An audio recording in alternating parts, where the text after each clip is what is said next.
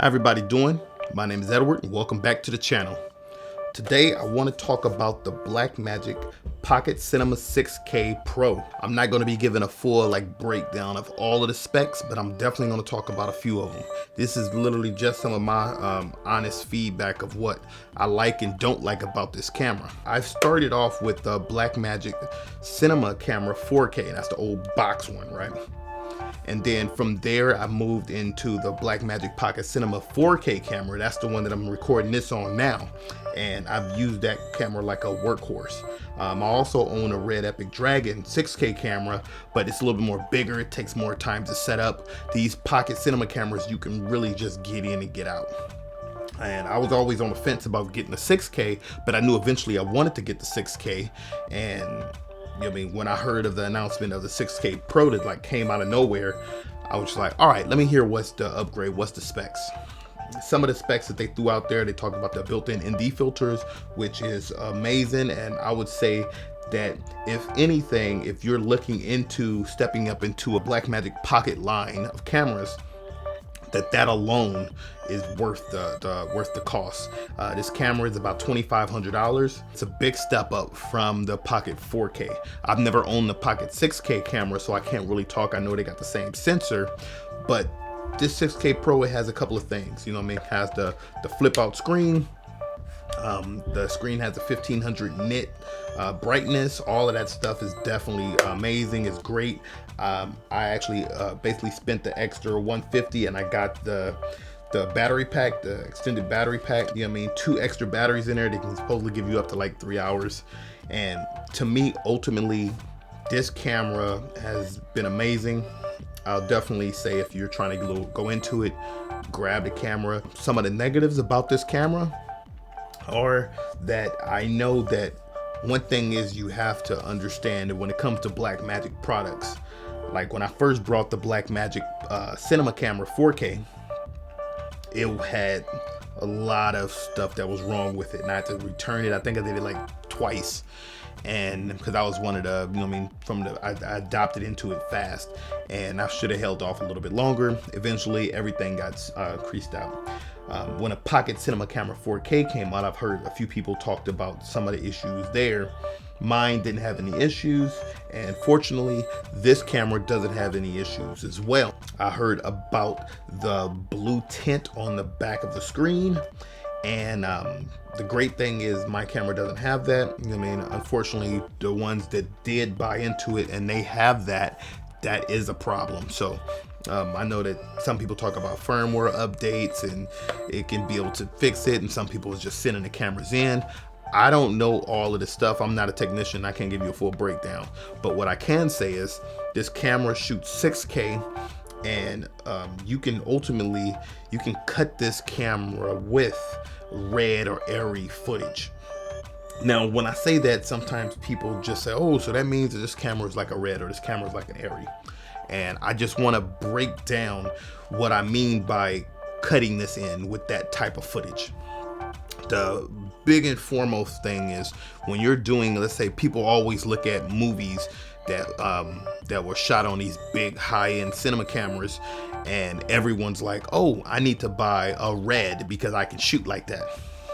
No, that's not true. The camera is just a small tool to help get you there.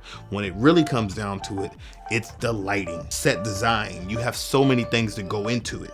If you can light correctly, you can make a great image. If you understand composition, you can make a great looking image.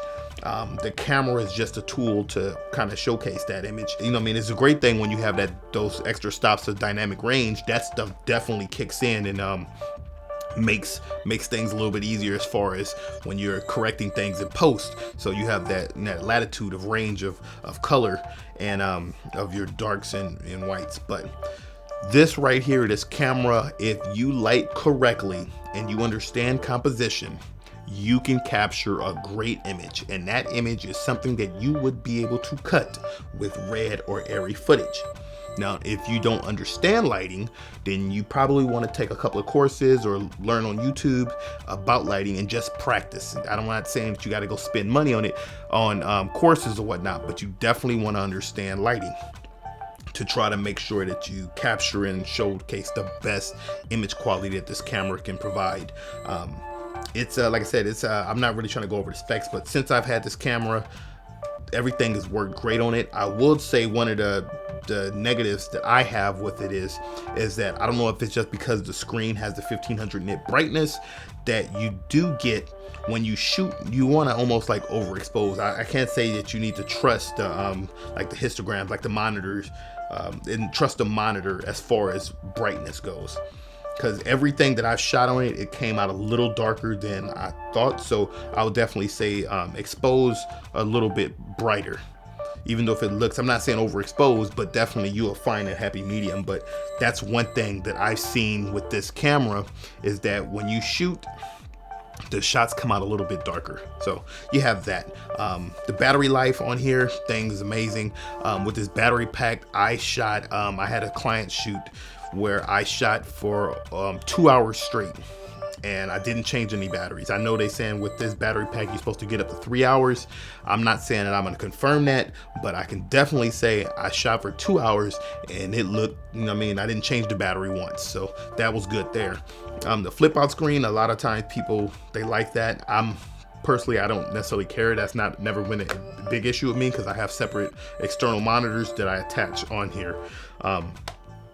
Another negative thing I know, and it's just going to take some time because this camera is fairly new, is that they don't have currently at the time of least recording this video, they don't have any 6K Pro cages. Like my camera, my 4K that I'm shooting on, I have a small rig cage on it, so you can start adding accessories and do things like that. This body style, this frame, the way it's shaped, it's not like the regular 6K, and it's not like the 4K. So they don't have any cages for this right now. So you're definitely going to be doing a lot of just, this is what it is. You do have a little 1/4 inch tool at the top. If you wanted to put like a microphone or something on there, do not put like handles and things that you think you can carry this with, because yeah, you could damage that.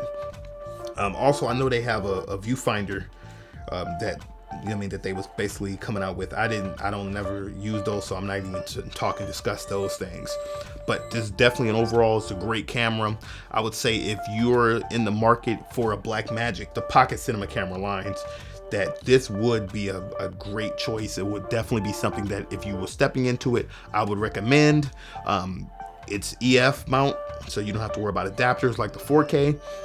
And it'll cost you about $2,500. I'll leave a link in the description to Amazon, and you can find the specs, or you can just go look at other YouTube videos and check that out as well. But this camera, I will say, is definitely a grab right now. And if you wanted to hold off, because I know Blackmagic, like I mentioned earlier, they've been known in the past to, when they launch stuff, they usually come with a couple of bugs and they have to crease those things out. So maybe in a month or two, if you wanted to go into getting the Blackmagic camera, probably be better.